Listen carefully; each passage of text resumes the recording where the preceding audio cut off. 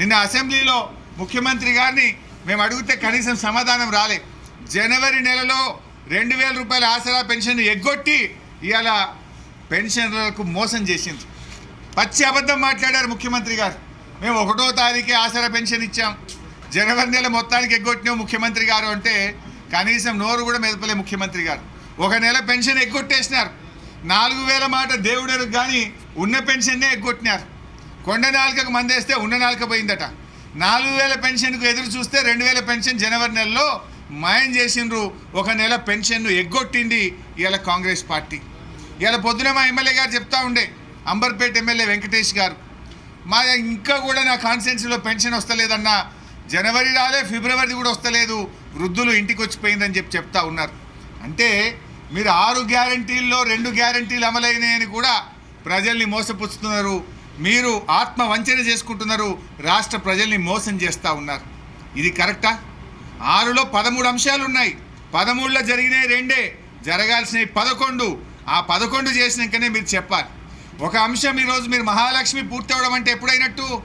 2500 ఇస్తే 500లకు సిలిండర్ ఇస్తే అదేవిధంగా ఉచిత బస్సు 3 అయితేనే ఒక అంశం అయినట్టు.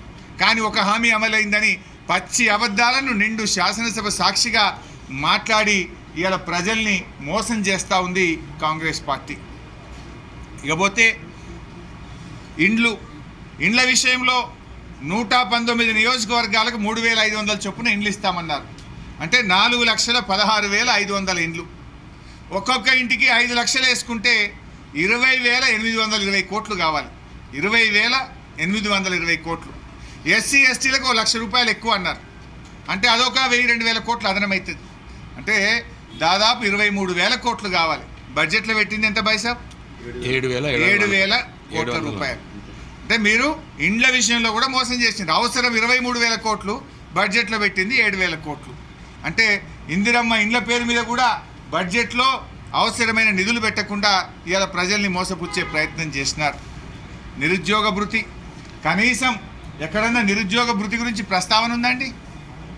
ఎన్నికల్లో మాత్రం ప్రియాంక గాంధీ గారు ప్రజలకు మాట ఇచ్చారు, రాహుల్ గాంధీ గారు మాట ఇచ్చారు, యువజన డిక్లరేషన్లో చాలా గొప్పగా చెప్పారు.